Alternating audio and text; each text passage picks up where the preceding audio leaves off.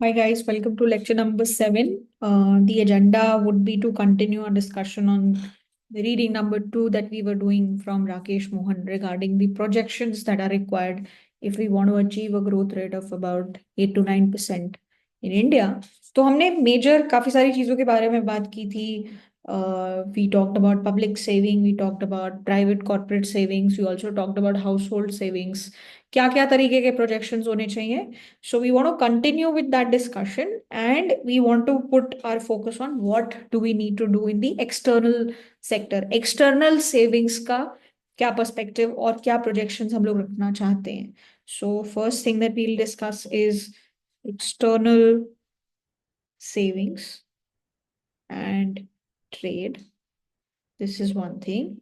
Apart from that, then we'll try to see what should be the case, if we want to achieve that particular growth rate. तो हमने देखा था कि अगर आप बहुत एम्बिशियस तरीके से एग्रीकल्चरल ग्रोथ अचीव कर भी लो तो भी there is a very serious requirement of trying to work on the manufacturing sector. तो मैन्युफैक्चरिंग सेक्टर रिवाइवल की जरूरत है और उसमें किस किस तरीके के प्रोजेक्शंस हम लोग एक्सपेक्ट कर रहे हैं कि अगर हम लोग वो चीज अचीव कर पाते हैं तो it will be good for us and we'll be able to achieve that high growth rate that we plan to achieve. And then from manufacturing से डायरेक्टली रिलेटेड है कि आप इंफ्रास्ट्रक्चर इन्वेस्टमेंट कितना कर रहे हो. So we will also be talking about that particular aspect. Infrastructure investment. So let's see, let's begin with that. So firstly, focusing on the external savings and trade side, trade size. So far, अगर हम लोग बात करें from a period of let's say 2002 to 2008, expo because there was a lot of global demand बिल्कुल peak पे थी इस वक्त पे.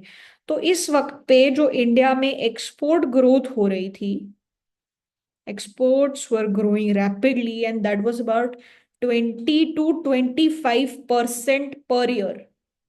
इतनी ग्रोथ हम लोग देख रहे थे. And because of this rapid growth the share of export reached about 25% of GDP. ठीक है. एंड पोस्ट अगर हम लोग 2012 की बात करें when the crisis was at its peak and the whole world saw a fall in demand. So ये जो शेयर है जो हम लोग 25% ऑफ जीडीपी बोल रहे हैं that fell to about 16% of GDP export share.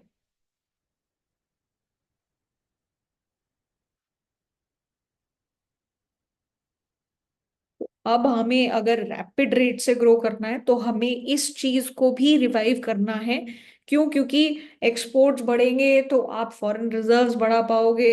आप you will be able to strengthen your economy. You will have lot of foreign exchange reserve which kind of gives you strength, right.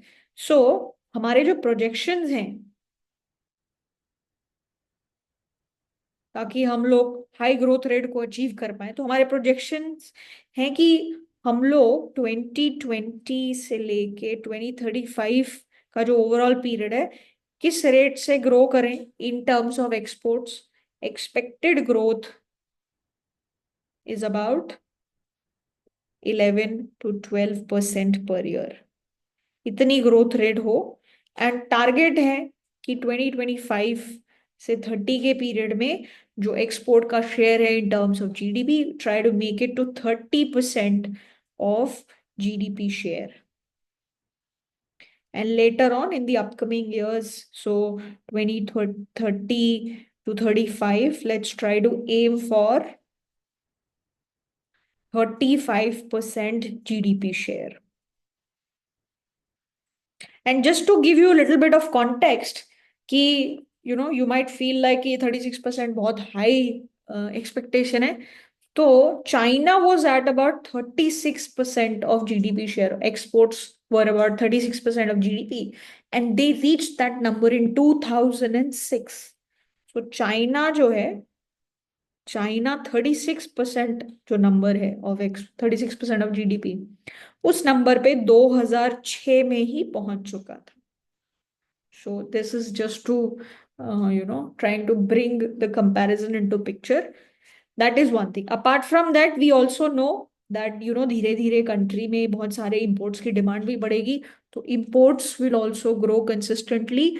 तो there is a need of, foreign fiscal management in a proper manner. Foreign exchange को manage करने की बहुत ज्यादा जरूरत है, because आपके imports भी रैपिड रेट से ग्रो करेंगे. ठीक है. सो वी हैव टू, तो अब इसके लिए भी हमारे कुछ टारगेट्स हैं.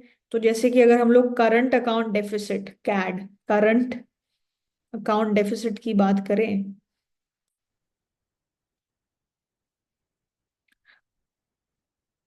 तो द टारगेट इज कि इसको हम लोग एक सस्टेनेबल लेवल पे रखें. सस्टेनेबल लेवल पे आप रीच करने की कोशिश करो. And about 2 to 2.5% of GDP. इससे ज्यादा अपना कैड ना बढ़ने दें हम. That is our target.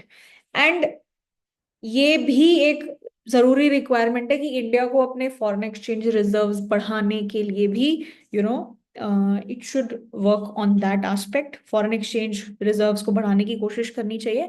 And every single year we should target at least, the foreign exchange reserves to rise to about 2% of GDP. हर साल एटलीस्ट 2% ऑफ जीडीपी. तो हम लोग फॉरेन एक्सचेंज रिजर्व्स बढ़ाने की कोशिश करें. अब इससे होगा क्या, फॉरेन एक्सचेंज रिजर्व्स अगर आप बढ़ा के रखते हो, तो आप अपनी पहली बात तो इंपोर्ट बेस्ड पेमेंट्स को मैनेज कर सकते हो. दूसरी बात, अगर आप पे कोई फॉरेन लाइबिलिटीज है तो आप उसको भी मैनेज कर सकते हो. That is one thing. Apart from that, ये तो हमने एक्सपोर्ट इंपोर्ट कैड ये सब की बातें कर ली. अब जो फॉरेन कैपिटल फ्लो होता है उसके बारे में भी बात कर लेते हैं. तो नेट कैपिटल फ्लोज, तो प्रोजेक्शंस क्या हैं कि अबाउट 2020 से लेके 35 के पीरियड में these net capital flows to be about 4 to let's say 4.5% of GDP. And we are expecting an absolute inflow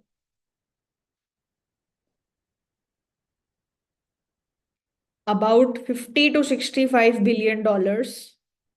इतनी रिक्वायरमेंट रहेगी हमें. सो ये हमारी एक्सपेक्टेशन है कि हमें इतनी रिक्वायरमेंट रहेगी from the point of view of CAD financing, which is current account deficit financing. So see what is happening, जब आपके करंट अकाउंट में डेफिसिट रहता है, सो we know that the current account and capital account should balance. So if you have deficit in current account, there has to be some inflow. कोई inflow तो आए जो उस चीज को settle करे. ठीक है. So maybe if your CAD is negative, I mean, if your current account deficit is huge, that means maybe the import payments that you have to make are high. तो वो import payment आपको करनी पड़ेगी. उसके लिए हो सकता है कि outside people are investing money in you because of whatever reason, stock market में, as a debt instrument or something else. So you'll have to work on that. तो about हमारी जो need है in this particular period, they'll be about at least 50 to 65 billion dollars in terms of CAD financing. तो एक aspect तो capital inflows का ये हो गया. और दूसरा aspect, हमें foreign exchange reserves को भी maintain करना है. तो वो at least हम लोग 50 billion for reserves. तो ये हमारी एक्सपेक्टेशंस है for the absolute inflows in the upcoming years. And by 2035 the projections are कि जो फॉरेन कैपिटल इनफ्लो होगा,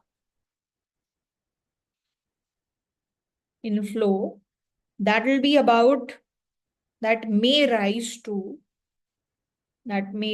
to about $180 to 220 billion per year. इस तरीके के प्रोजेक्शन है कि हो सकता है कि नेट फॉरेन कैपिटल इनफ्लो जो है वो इस नंबर तक रीच कर जाए बाय 2035. ठीक है. सो अब ये जो कैपिटल इनफ्लो है वो अलग अलग तरीके से हो सकता है इक्विटी इन्वेस्टमेंट हो सकता है डेट इन्वेस्टमेंट हो. डेट मतलब कि हम लोग कर्जा ले रहे हैं तो वो हमें पैसे भेज रहे हैं. इक्विटी मतलब मान लो हमारी कोई कंपनीज है उसमें फॉरेन इन्वेस्टर इन्वेस्ट कर रहे हैं. तो हमारा एक्सपेक्टेशन है कि जो इक्विटी फ्लोज हैं, that to be about 60 to 65%. And typically जो इक्विटी फ्लोज हैं, they are preferred over debt flows. Why? Because when you're invested in equity, there's no obligation of us to pay that particular debt. अगर हमारी company grow करती है तो आपको भी benefit मिलता है. So they have more incentive in terms of, keeping investing in that company. Debt flows may, there is a requirement that you definitely have to repay the debt, and also, you might not care what is happening to the particular individual or company that you've invested in. तो इस तरीके के aspects होते हैं. So debt flows are about 35 to 40%. So ये expectation है कि इस तरीके से इस प्रपोर्शन में फ्लोज होंगे. और this is typically the flow. Corporate sector में भी जो debt to equity flow typically maintained होता है, this is also about that particular level कि 60 to 65 equity investments and rest 30 to 40% investments are in terms of debt. ठीक है. तो हम लोग फॉरेन कैपिटल इनफ्लो के टर्म्स में भी यही रेशियो एक्सपेक्ट कर रहे हैं in the upcoming future years. ठीक है. तो ये हमारा फॉरेन या एक्सटर्नल सेक्टर के पर्सपेक्टिव से हमारा एनालिसिस है कि क्या क्या पॉसिबिलिटीज बन सकती हैं और हमें किस तरफ टारगेट करना चाहिए. ठीक है. Now let's move on to the next part which is you know regarding the sectoral bifurcation, which is we want to focus more on the manufacturing side.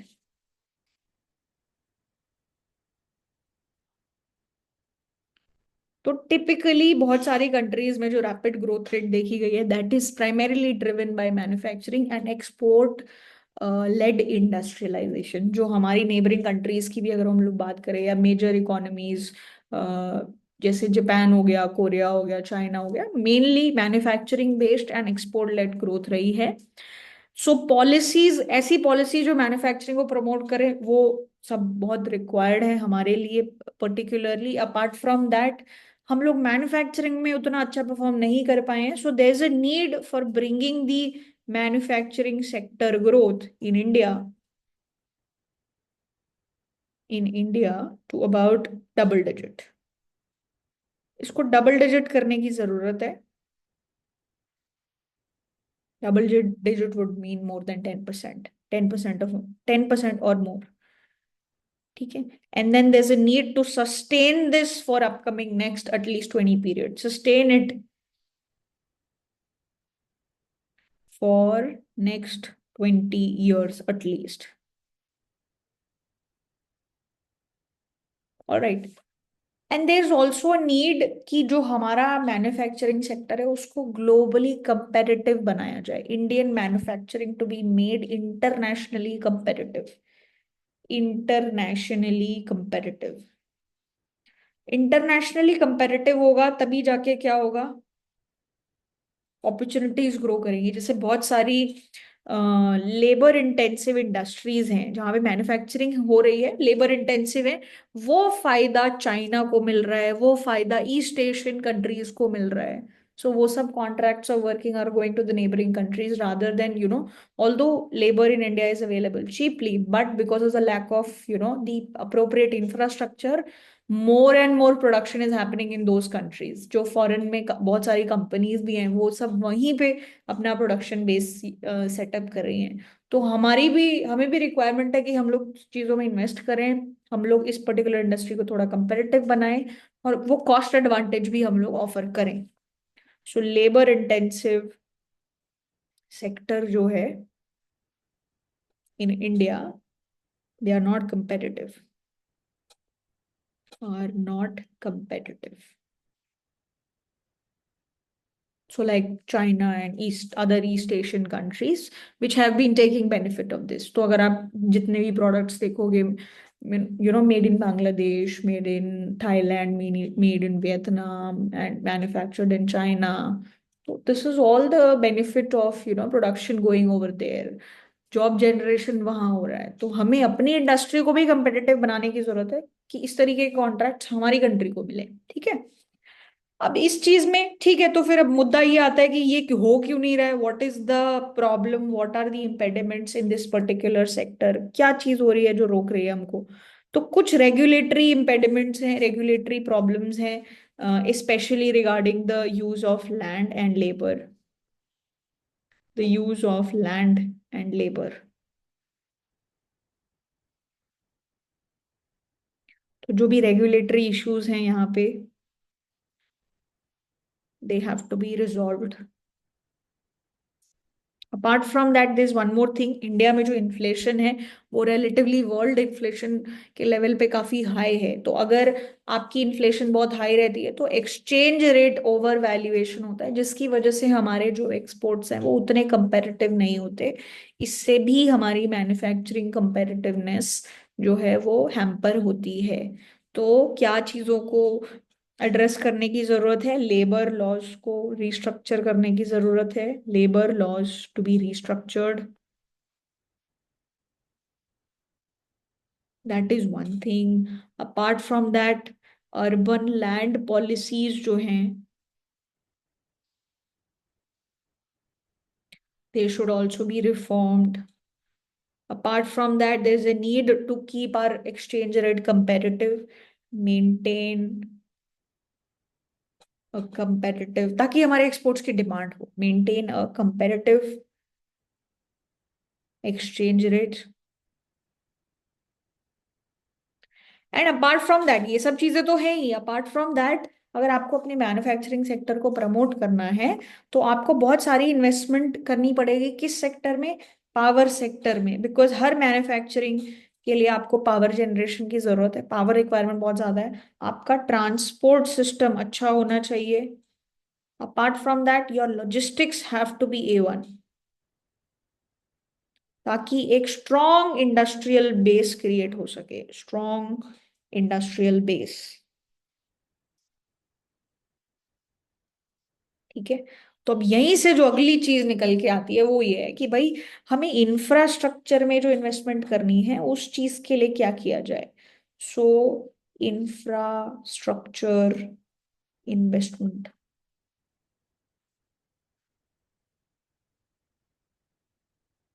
सो आपको काफी हाई ग्रोथ अगर चाहिए तो आपको काफी सो मैन्युफैक्चरिंग को इम्प्रूव करने के साथ साथ आपको एक अप्रोप्रिएट पैरेलली इंफ्रास्ट्रक्चर को बिल्ड करने के लिए भी इन्वेस्टमेंट की जरूरत होगी।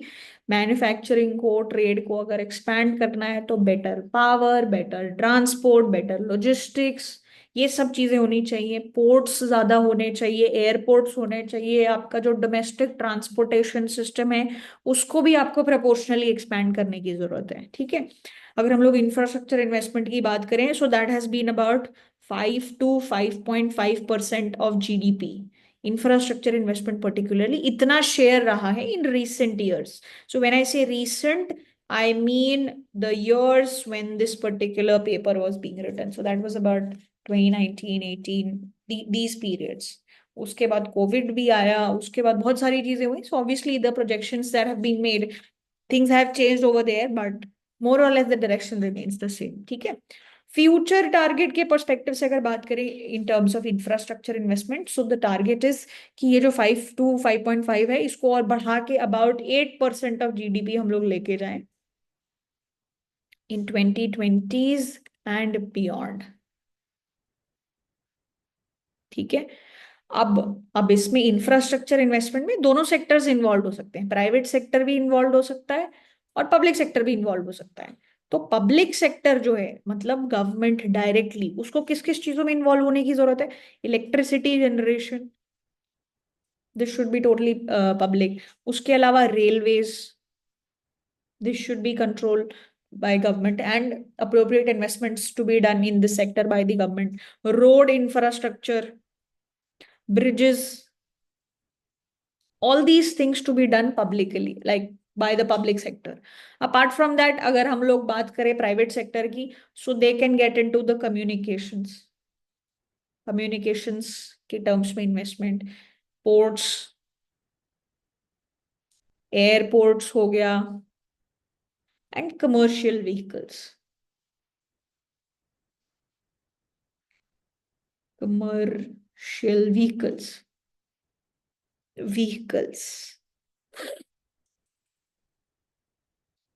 ठीक है। तो कुछ प्राइवेट सेक्टर को लीड लेनी है, कुछ सेक्टर्स में पब्लिक सेक्टर को लीड लेनी है। ठीक है। अब पब्लिक सेक्टर को अगर ये सारी चीजें करनी है तो उसको फिस्कल कंसोलिडेशन पे बिल्कुल ध्यान रखना पड़ेगा कि वो बहुत ज्यादा यू नो अपने आप को फिस्कली रिस्पॉन्सिबल बनाना पड़ेगा, सब्सिडीज को कट करना पड़ेगा ताकि अप्रोप्रिएट इन्वेस्टमेंट इन सब चीजों के लिए जनरेट हो सके, ठीक है। So that is something that is needed. So in order to provide all of this, fiscal consolidation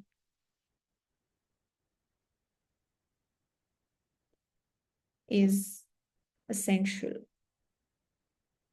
ठीक है। अब इस पूरे डिस्कशन में एक और प्राइमरी चीज निकल के आती है जो इंडियन पर्सपेक्टिव से बहुत रेलेवेंट है, which is railways.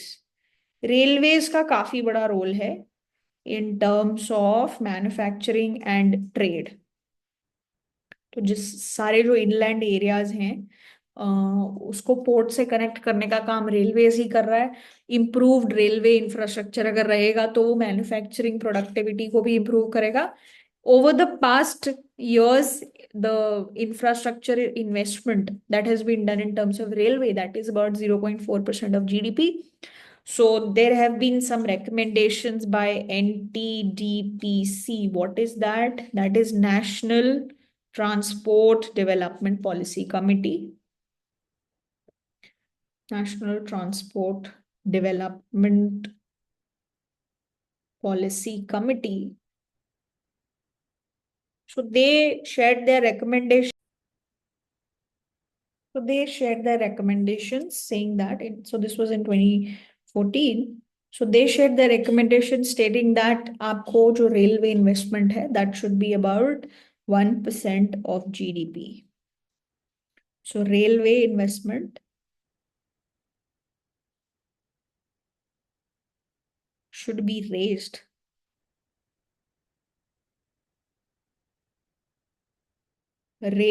to about 1% of GDP in the upcoming years, so 2017 to 22, and then later on अगले 15 साल जो है आप सिमिलर लेवल्स पे रहो। So these were the recommendations by this particular committee.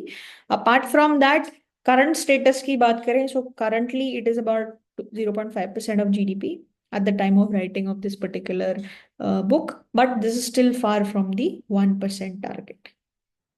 And overall हमारा total infrastructure का जो टारगेट रहना चाहिए इन terms of GDP, that should increase, it should increase by 1%। सो जो भी आपका करंट लेवल है उससे 1% और इंक्रीज करना चाहिए। One increase by, not increase to, increase by 1% of GDP, so which is the total transport infrastructure। इसमें टोटल डिमांड जो है आपकी both by the private sector plus the public sector, total contribution should increase by 1% of GDP in terms of total transport investment। ये इस तरीके की चीजें हमें प्रोसीड करनी चाहिए। तो अब ओवरऑल इतना हमने अलग अलग चीजों पे डिस्कशन किया रिगार्डिंग फ्यूचर प्रोजेक्शंस। तो अब एक स्नैपशॉट लेके देखते हैं कि पूरा डिस्कशन रहा क्या है। तो नटशेल में पूरा डिस्कशन ये रहा है कि अगर आपको 8.5 से लेके मान लो 9% ऑफ जीडीपी अगर इस ग्रोथ पे रहना है अगले 15-20 साल के लिए, तो आपको पहली बात तो continuous savings from every side, savings and later on to investment, इस चीज पे ध्यान देने की बहुत सख्त जरूरत है।